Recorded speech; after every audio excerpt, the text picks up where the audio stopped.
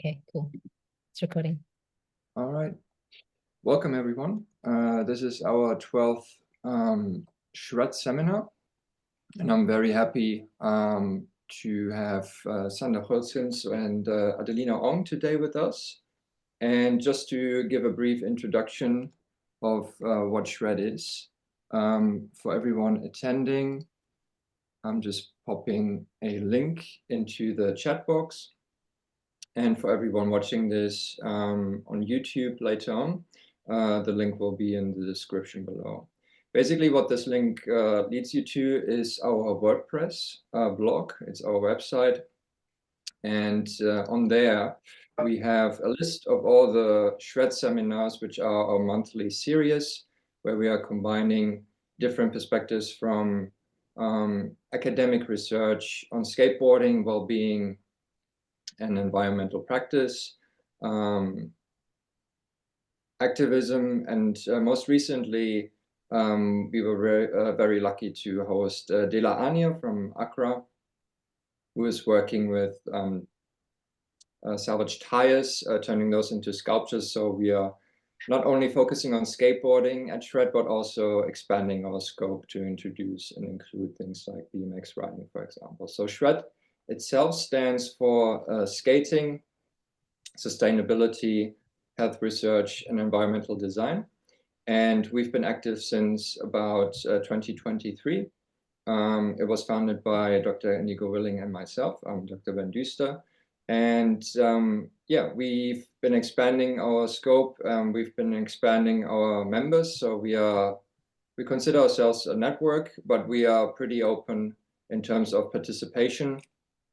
And we have two main projects that are running at the moment, which one of the projects is the seminar series, and the other project is going to be a zine called Green Pressure. And this is going to be released in the second half of this year, 2025, the first issue. And it's going to be a decentralized concept. It's a bit experimental. So please bear that in mind. But the idea behind it is that we have a platform to promote artists, activists, and just skaters creatively engaging with the waste that we are producing through this through these passions that we share with each other. So these passions always create some kind of like waste, and there's always this symbolic part to environmentalism, and we want to build basically a platform through the zine that is connected to the online sphere. So it's going to be available as a PDF as well, if you want that. And we're going to have stickers around, so you can like scan the QR code and come to the WordPress page. But it's also going to be available for you to just have the PDF and print it out if you want it and place it at your favorite coffee shop, bring it to the skate shop and ask people if they want to place it there. So hopefully, you know, young people, new people coming into our lovely communities can get inspired by this. So the idea is really to just share the inspiration with people and do that in a space with each other that is not necessarily participating so much in these social media platforms that are very effective, very helpful, but also causing, as of recent, a lot of trouble to many people. So we're looking for alternative avenues. And with that in mind, I'm very happy to give it up to Adelina and Sander. Hello, everyone. I'm very, very pleased to be able to guest host this session. And we have with us Sander Hölsgens, an assistant professor in anthropology at Leiden University, the Netherlands. He is a co-director of Pushing Borders, a platform and international conference tracing the social impact of skateboarding worldwide.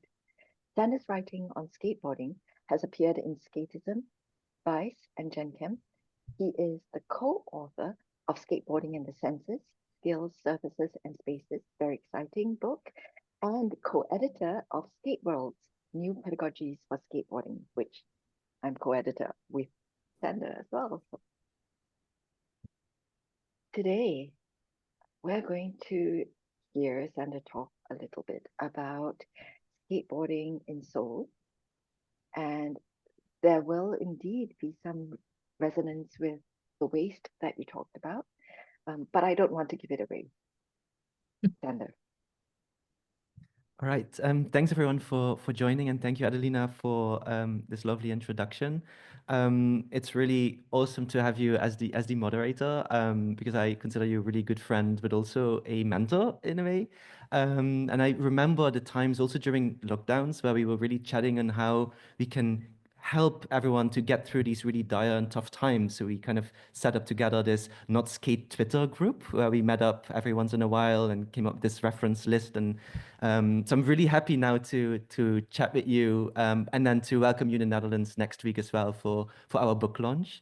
So hopefully I can say some stuff that trigger you to send me some provocative questions back. So as a bit of a background, I really enjoy the the introduction about what I've achieved, maybe, or what I've written. But maybe what is good to know is that I started skating at the age of 11, which was really 2 weeks after the release of Tony Hawk's Pro Skater 3, which then subsequently is still my favorite one. And later today, probably there's going to be a remake that is announced. So it's really an awesome day for me, apart from all the awful news that is happening in the world.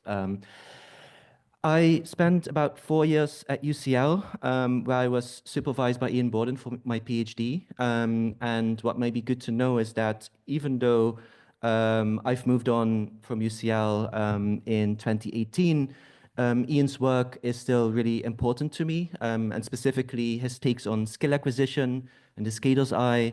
They're really instrumental to my work. So I want to kind of preface that to kind of let you know where my thinking is really coming from. And maybe I speak for more of us to say that Ian's 2001 book was really pivotal in thinking about skating. And I moved back in the Netherlands in 2018, where I am now in the, like Adelina was mentioning, based at the University of Leiden. So what I'm going to do in this talk is to really bracket this discussion on the ontology of skateboarding. I'm not going to try and explore what skateboarding is. I've written about that with Brian a bit, who is really kind of eager to talk about skateboarding as a mystery, right? And talk about that kind of the ontological implications of doing that. But instead, I want to build upon talks by Paul O'Connor and also Tom Critchley, who've been talking about skate methodologies. And specifically, I want to build upon two fields, film studies and visual anthropology, to really think with you about ways in which we can represent skate culture beyond amic perspectives, so beyond the insider's perspectives that we might be used to. And I do that through a discussion on time. So let me share my screen for a second. And I'll play this film in the background. If you don't see it, just put the message in the chat, but it should be working all right. So what you see here is a film called Reverberations, which I made in the mid-2010s. And this film focuses on 3 skate parks in Seoul, where I do most of my field work. So you see Cult, which is a skate park at the Dongdaemun Design Park and Plaza, which is more or less the city's most prominent skate hub. And later on in the film, we move to Tuksum, which is a resort and sports park next to the Han River. And at the end of the film, we go to Nanjido, which is an eco park, or actually a post-landfill park, that was built in the lead up to the 2002 World Cup Games that was co-hosted with Japan. And my main research question at the time was, how do skaters in Seoul learn to make sense of the city? And I particularly was interested in skill acquisition. So what are the kinds of bodily skills that skaters train and practice to engage Seoul's urban space? But also, how do these skills then relate to the particular socio-political context of South Korea, and more specifically to Seoul? And in this talk, I want to zoom in on this practice called slow cinema, and that's where I position this film. By doing that, I will just start by sharing a few points about what slow cinema is, because I think it might not be a common practice to all of you. And And just building upon Brian's work, actually, I think slow cinema is as mysterious as skateboarding. So that's not a singular definition. You can only know about it by doing it. Instead of calling it a genre, it's more like a sensibility or an approach or philosophy.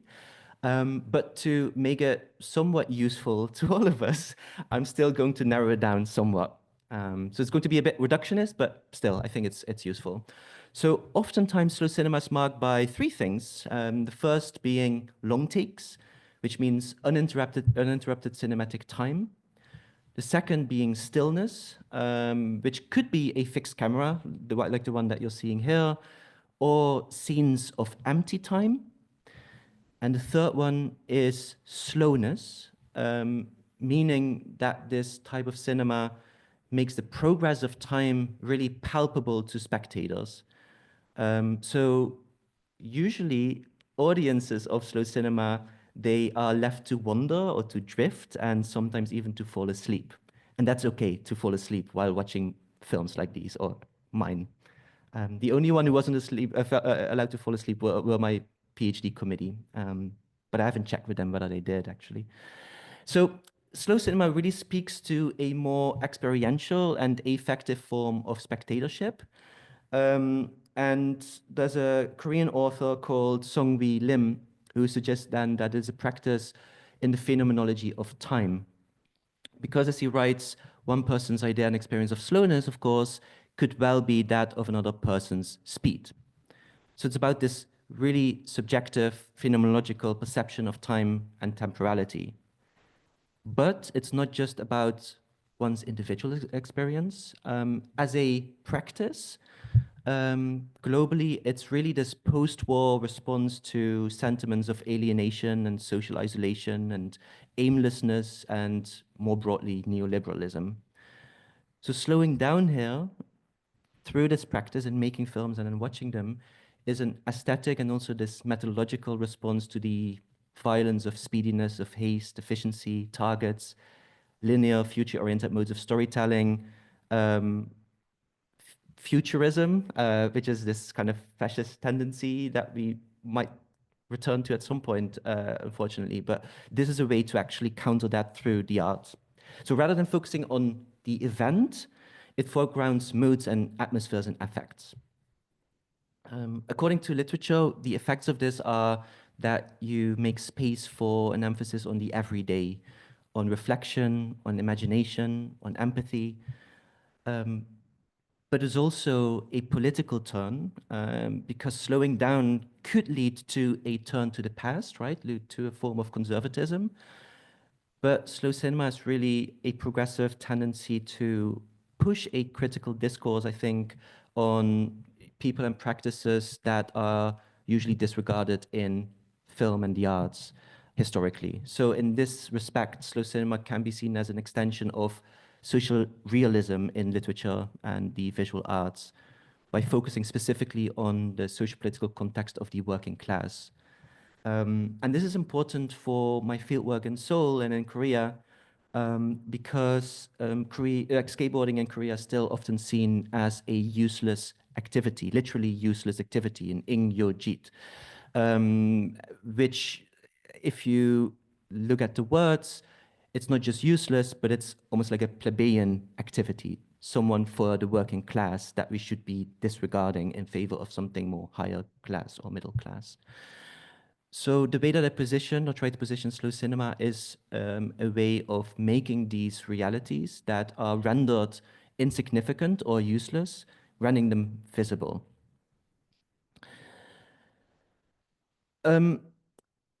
Let me just speak a bit about the production of the film, and then I'll zoom in on why this might be relevant within the context, like Ben was suggesting, of research on health and sustainability and skateboarding.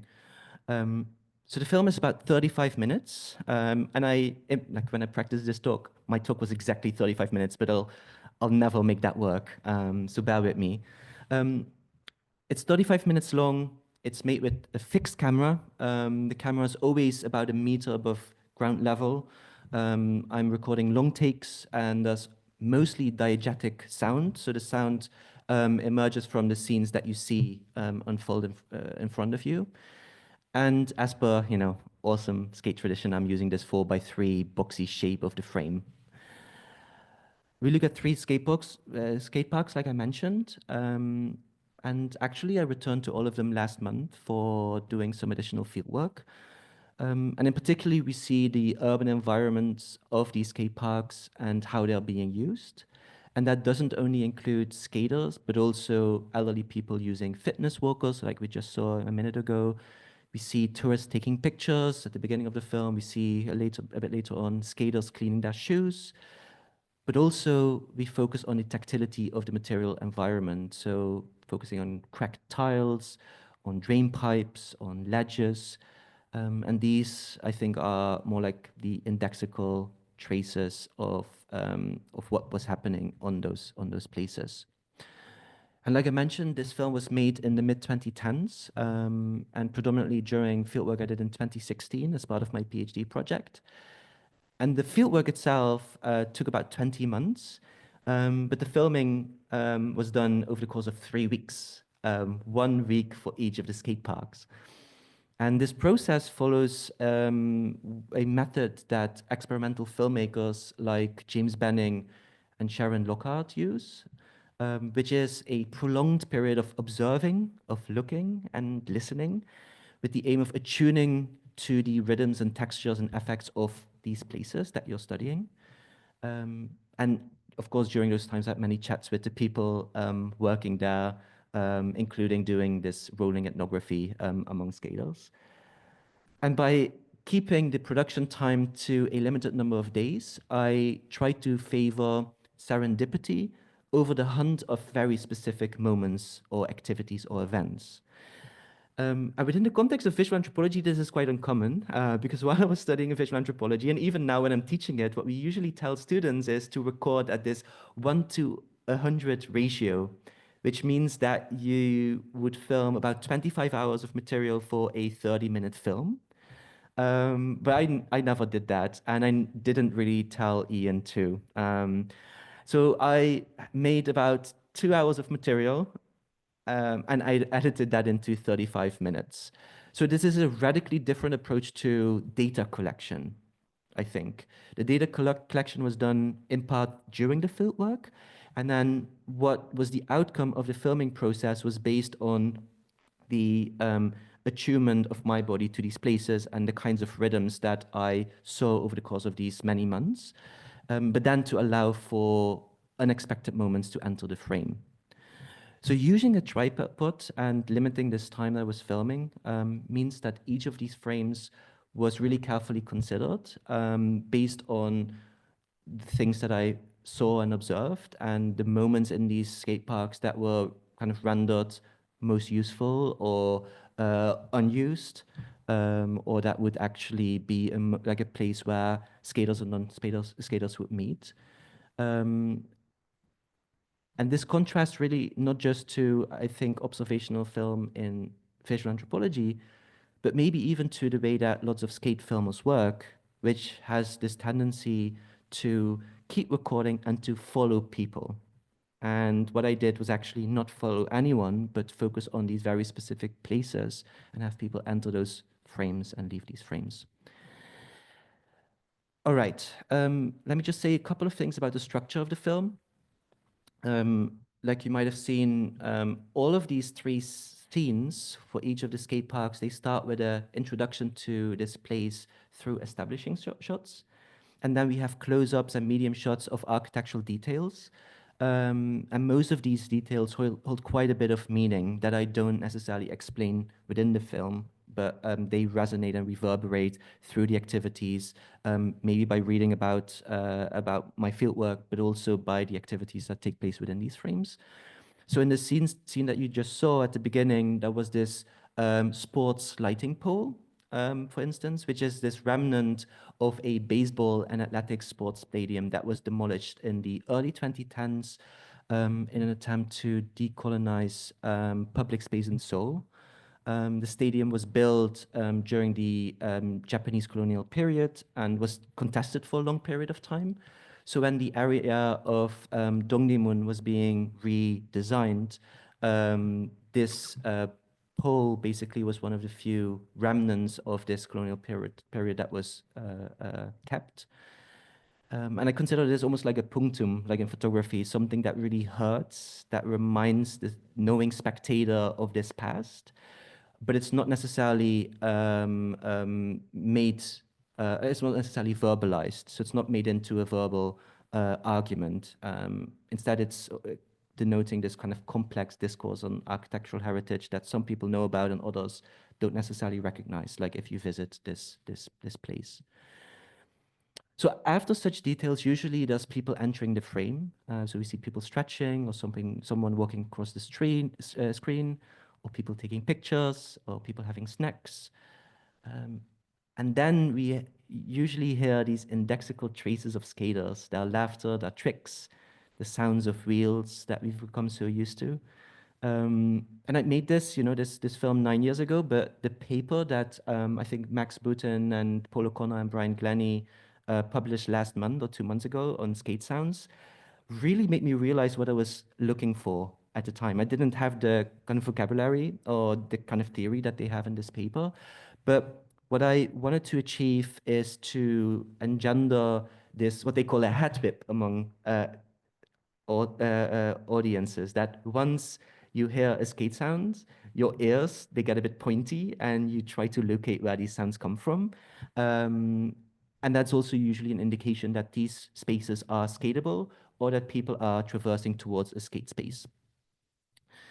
And from there, we move into, actually, the timing is quite right, we move into a skate park where we see a bit of skating and a whole lot of non-skating happening. And here, oftentimes, we notice the slowness of not just the film's form, but also the content of the imagery. Because, and this is one of, I think, the arguments that I try to make within my writing, but also through the film, is that these places, these skate parks, are not the spectacle that we usually ascribe to skate culture, but rather these are places to escape this kind of modernist speediness, which is actually really present in Seoul. So an example of this is, like we just saw in the previous scene, someone who falls asleep, actually, or hovers between consciousness and unconsciousness. But you see all kinds of undramatic activities: eating, drinking, cleaning, hanging around, dozing off. And what is at stake, I think, is really the passing of time rather than the performance of tricks.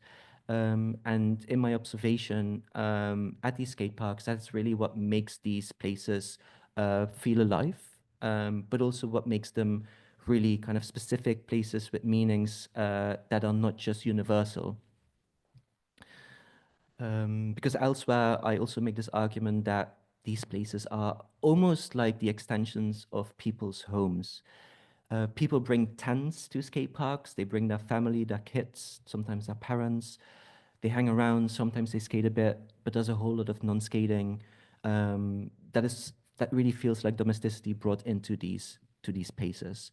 And my understanding was that slow cinema is really a great method to make this visible and noticeable for spectators that haven't visited these skate parks yet. And finally, of course, there's a tripod. So all images are static. And by now I can just say that this was really done. I can theorize it, but the actual reason was different. Because when I was studying for a master's in visual anthropology, we had a professor who would give us all of these rules and regulations that a good visual anthropologist should adhere to. And one of them was never use a tripod. And I mean, like, if you're a skater, maybe sometimes you have to think about these rules, right? So I decided for my master's to only use tripods, and I extended that to my PhD. And luckily, Ian and also my second supervisor, Michael Stewart, were okay with that. They didn't feel really strongly about these visual anthropological rules and regulations. But of course, there's a long tradition of using tripods in ethnographic film and film more generally. So what does all of this mean? This practice, this kind of idea of temporality, focusing on the everyday.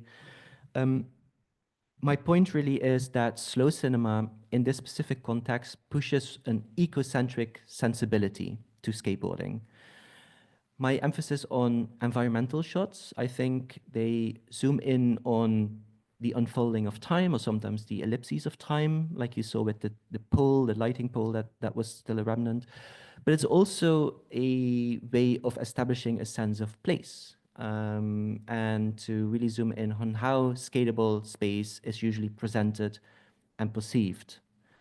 And a good example, and I might skip to the final sequence just a bit. Now we move to Nanjido, which is what I have written about these past few months. Lots of these places have very contested environmental histories.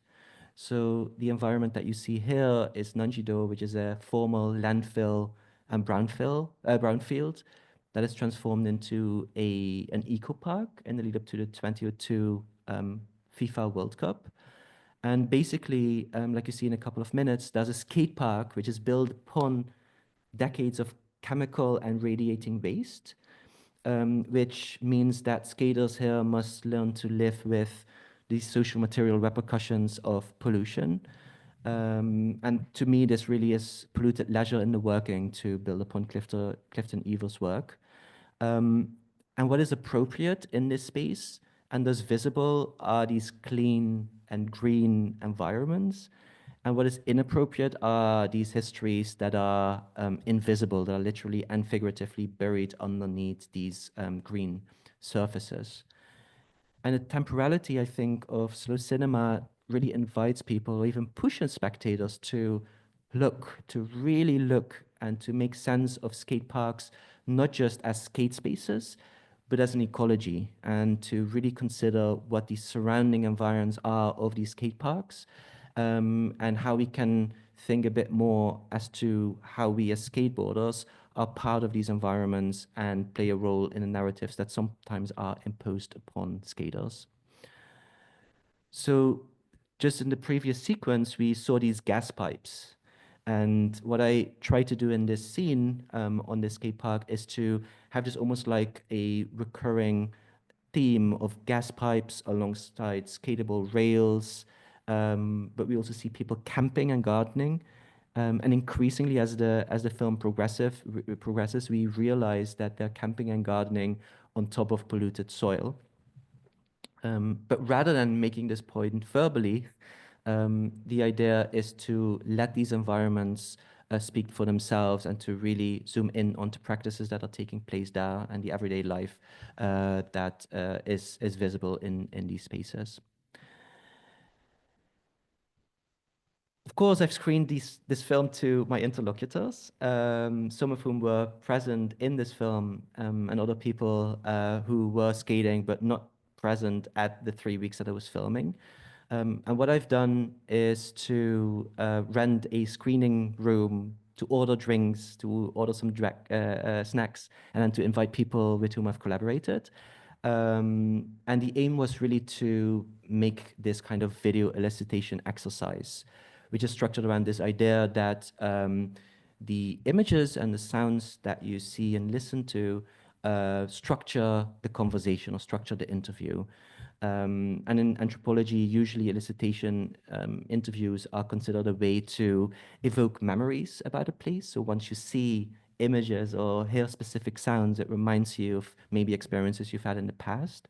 But also it might elicit these kinds of symbolic meanings that people attach to specific places. So this kind of exercise, again, speaks to the more affective and emotive relationships to these places. And the responses were quite interesting and also sometimes surprising. So there were some skaters who thought that this this film helped them think not just about the skateability of a skate park, but rather about how skate parks are public spaces, how they're being used by skaters and non-skaters. And many spectators, many of my interlocutors, they commented on footage of civil workers cleaning, maintaining, and repairing skate obstacles, but also on the elderly people who use the parks for early morning workouts, because these are the kinds of activities that if you attend these skate parks just for skating or hanging out with friends and family, that sometimes you miss out on. And this in turn then resulted in conversation on the Korean welfare state and the political status quo, and how some people, some of my interlocutors, experienced South Korea as this hell-like society. And the slowness of then the imagery, people told me, was almost like an antidote to this speediness, what is called like pali, fast lifestyle. So instead of this rush, there's actually time for reflection and contemplation. But, you know, skaters being skaters were also people who really hated the film and who thought that this film was not representative of skate culture at all, let alone Seoul's skate scene. And for them, there was not enough skating in it, and especially not enough street skating. And that was really insightful for me, because that really kickstarted this conversation on how my interlocutors thought about skateboarding in the context, in the urban context of Seoul, like what is and what isn't skating. And these conversations, and it goes beyond the scope of this talk, but these conversations then led to another film project, which is called VCR. And that project follows more the skate aesthetic of the videos that we're used to. And I'm using VHS tapes that I'm re-scanning and projecting, and I'm using a VX. So it has more of an aesthetic of the skate video.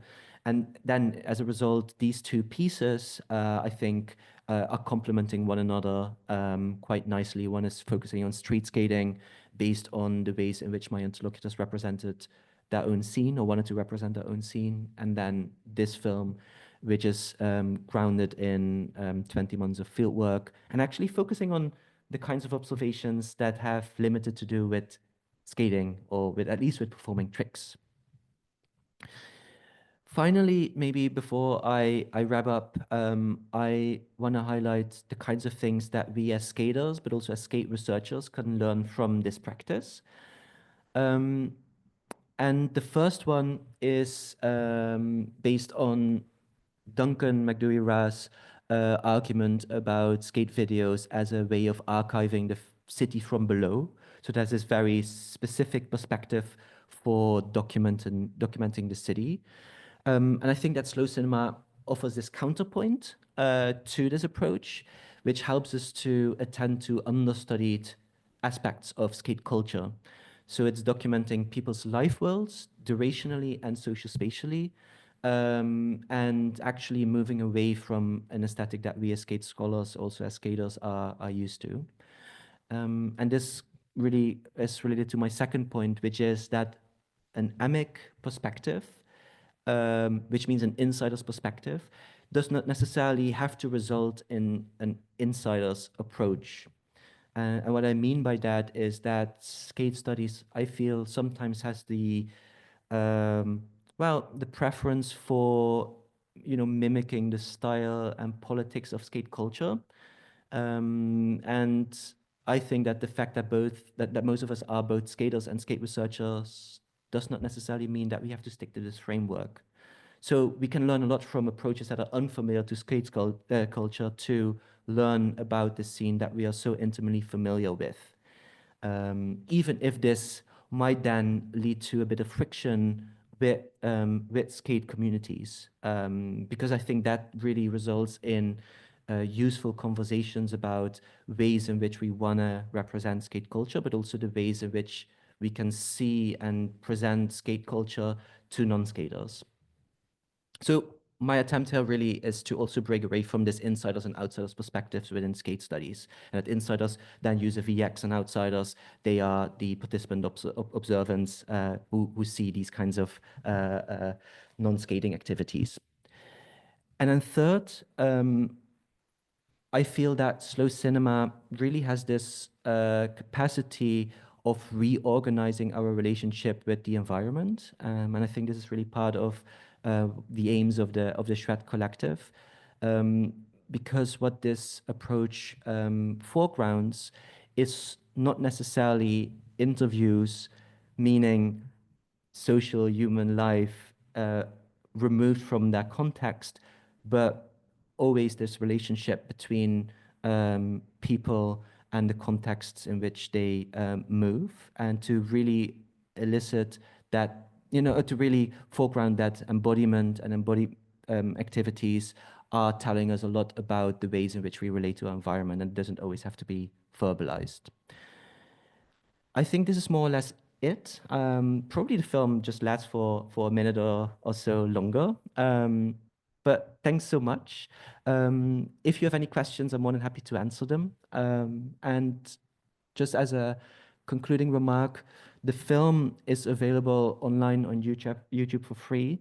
The writings I've done on skateboarding in Seoul as well, and I can share the link probably with Ben or with Indigo to attach to the YouTube video. So thanks so much. Thank you. That was amazing. Really, really appreciated that time given to slowly bringing us through, especially when we're not necessarily familiar with slow cinema, and the ways in which this has really shifted the way in which I look at skateboarding is just, thank you. I really, really appreciated that. I read your article. I thought we were useless, skateboarding and social material pollution in Nanjido's Seoul, as I was watching the video on a separate window. So it was side by side. And it was so moving. The soundscape you created, we don't hear it because you've silenced it, really reverberates with noise pollution and reminders of pollution. It's constant. It's it almost gives you a headache, and it makes you think, why haven't I paid more attention to this? Why have I just blocked this out? And maybe that's exactly the kind of environmental reminder we need. So the positioning of skateboarding, skateboarding as part of a gentrification toolkit. You didn't mention this in what you said just now, but I'm going to just reveal the punchline of the article here. The positioning of skateboarding as part of a gentrification toolkit, doing the dirty work to make a space more salubrious or sanitary, really struck a chord. I really appreciate the way that you used slow cinema to critically engage with that. And I was struck by how slow cinema refocuses my attention to skateboarding's engagement with the environment, the background. It's something that classic phenomenologists like Husserl tend to bracket off, as you say. And Sarah Ahmed's queer phenomenology comes to mind as you draw us to critically engaging with the social material history of Nanjido. Could you say something about how slow cinema enables us to perceive this? You've already mentioned it briefly somewhere, but to extend this specifically, to extend some of the arguments that you have made in skateboarding and the senses. Sure. Yes, I'll try to do that. Maybe to at first the practical part, which is about the soundscape that you mentioned. So the recordings of those quite awful sounds that were actually done with these contact microphones, which I added to both skate obstacles, but then also to these gas pipes. And then I played around with these sounds a bit. So these are actually sounds coming from these environments and then enhanced and slightly modified. So these indeed, that was the attempt to have these kinds of indexical traces, but you don't quite, those are the few sounds that you cannot quite usually locate, right? Where are they coming from? What do they tell us? But they're really present and fairly loud. And then they disappear again, and we get into this quiet mode of almost like contemplation. Or at least that's one of the things I try to do. Of course, everyone can have their own viewing experience. What you're asking about, this kind of phenomenological point about bracketing the environment is definitely something that I will speak a bit, I guess, about this too, right, next week when we meet again. Is this idea of the skater's eye. And the way that I read it in Ian's work from 2001 is, and it's really briefly mentioned in Ian's book. So the skater's eye is this skill set of learning to see the city in a way that only skaters can. Of course, taken from the Thrasher fictional story by Don Redondo from the 1980s. But the way that I read the argument in Ian's work suggested to me, we talked a lot about this, Ian and I, is that this is a universal skill that people have. So skaters learn this skill set similarly across the globe. But as an anthropologist, I always doubt these kinds of things. I'm like, but there are very situated context in which people learn to use their body, and the bodily skills that we have very situated meanings. The way that our bodies are conditioned by our governments, but also by the way sports plays a role, and all of these kinds of questions. And so for me, starting with especially people like Merleau-Ponty and then Hubert Dreyfus, who write a lot about skill acquisitions, how we move from being a novice in a practice to becoming an expert, the way that they write about it is always this linear pathway where we start off by learning the rules, we become better at it, and at some point, once we're an expert, we can do this intuitively. We don't have to think about this very specific skills anymore. And an example that Hubert Dreyfus always gives is driving a car. If you're an expert car driver, then you don't think about where the pedals are, and you can actually listen to a podcast while driving or think about something really important while driving. Zaha Ahmed is doing something quite different. She's asking the question, yeah, but some skills that we have or some bodily orientations never feel quite right. We can never really be totally intuitive with them. And that's in part, and that's the argument Brian and I tried to make in Skateboarding the Sense, is in part because our bodies don't allow us to feel completely comfortable. So skating switch is an example of that. But then there's also these socio-cultural conditions which make that not everything should feel right or should feel intuitive. And so in her queer phenomenology, she's then returning to the environment and the way that we are being oriented by and towards our environment, and that this is something that at times can feel really natural or easy or intuitive. And at times it almost feels like walking through the mud, something really awful, or walking against the door and not being able to get to the other side of it.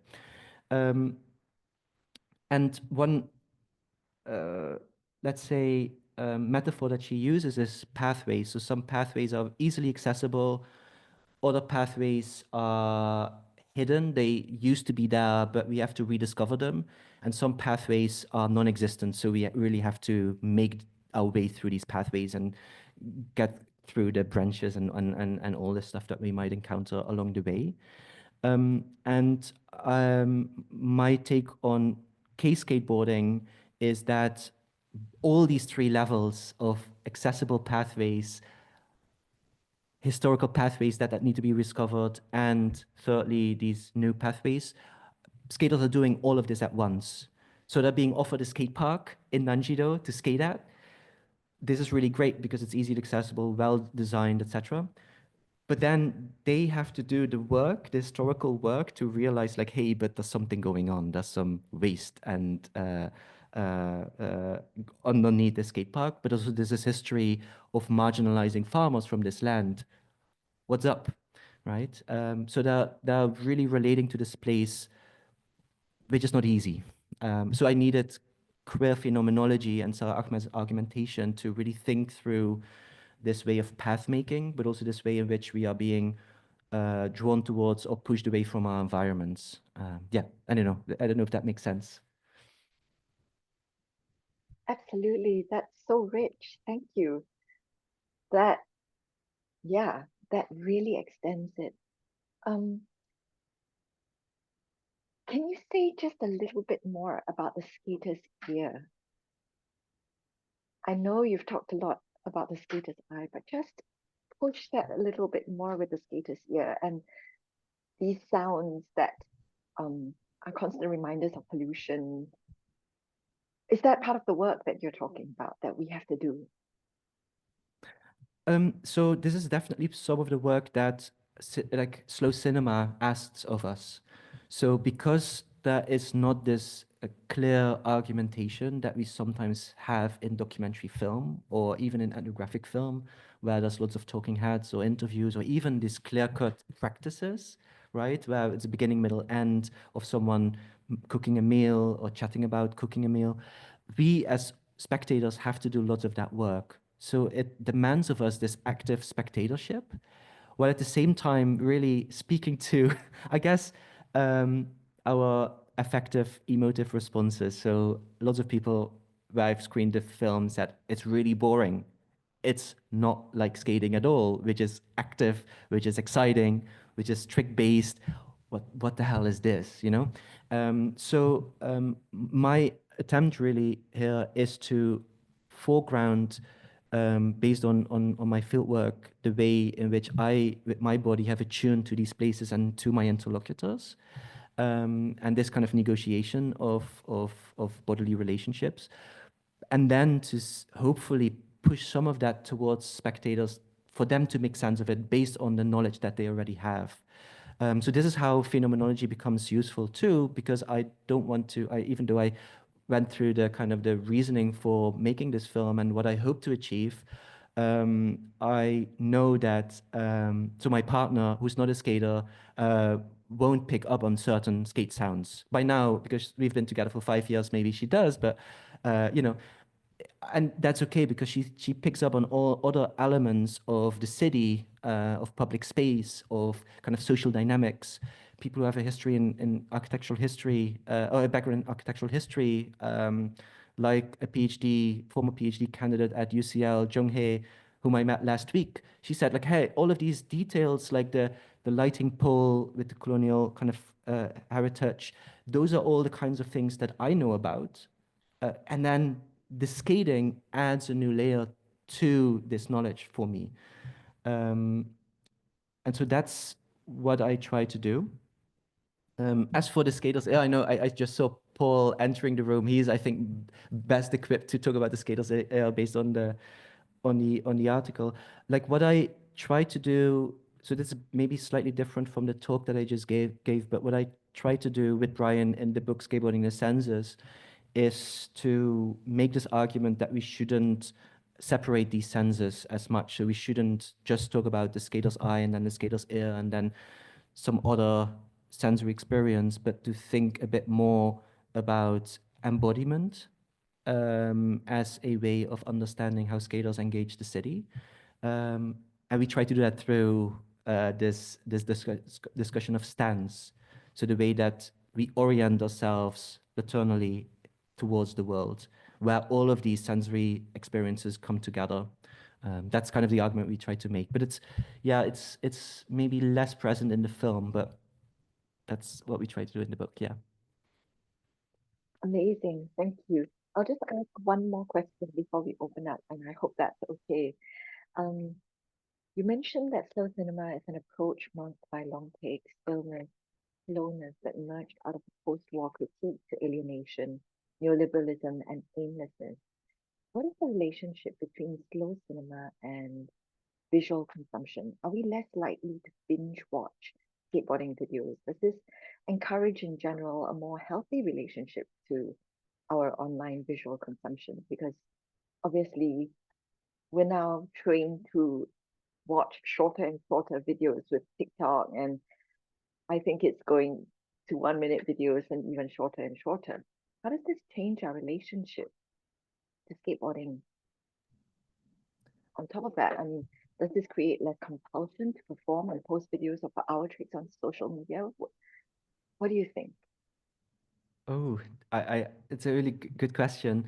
So one of the things that I really like about slow cinema, so historically as a film practice, but then also how it's being presented usually in art spaces, that it's always this collective experience where you enter a room, you engage in a film that you know that is going to be difficult, and it's really demanding. And actually, a 35-minute film like mine is in that sense, I hope, a bit manageable, but there are slow films that are hours long. And that is creating a collective experience of spectatorship which is maybe radically different to the consumption on social media that you're speaking to. I don't know if it, if watching my film would maybe help people to break away from the consumption of skate clips. But hopefully, what I do hope is that it might help people to pay a bit more attention to the environments in which these skate clips are being made, and to have something like my film alongside, and this is really how I'm starting to think about this recently, to start thinking about a film like mine alongside Ted Barrow's This Old Ledge, where it's really kind of zooming in on the skater's history of a skate sport, the architectural history of a skate sport. And then a piece like mine is really looking into this environmental context and how that might have an effect on spectators. So that's really how I see it, less so in relation directly to skate videos. Yeah, and but the way that I envision this piece is really to watch it together. I feel sorry for people who like you, Adelina, when you're just by yourself, watching your film by yourself. Ideally, I would really like to have this as a piece that you watch together, and then to enjoy this temporality together, because then these biorhythms of everyone in the room start to attune to this kind of tempo of the pacing of the film. That's something that I really, really like. And the best example of this, and it has nothing to do with skating, is that at one point, while I was still based in London, we had a film collective called Film Place Architecture, and one of the things that we did is we organized a screening of a Norwegian film, which is actually a documentary screen on television, showing the train journey from Bergen to Oslo, and it's a 9-hour train journey.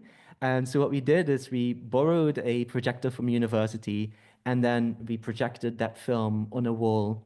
And basically, you would look at the train through these landscapes and learn a bit more about what's happening there, in kind of the people who are entering and leaving the train. And you might not believe me, but there were multiple people. So at every stop of the train ride, of course, in the film, people would leave and enter the train. But in reality, so in our viewing space, people would ring the doorbell exactly at the time that we were stopped at a train station and would leave too. They would like, okay, we are now at whatever town in the middle of Norway. I'm out. I'm heading out. So I think there's something to the kind of the cinematic rhythm and how that corresponds to our biorhythms. But then this is enhanced through this collective kind of a viewing experience. So that's how I see this.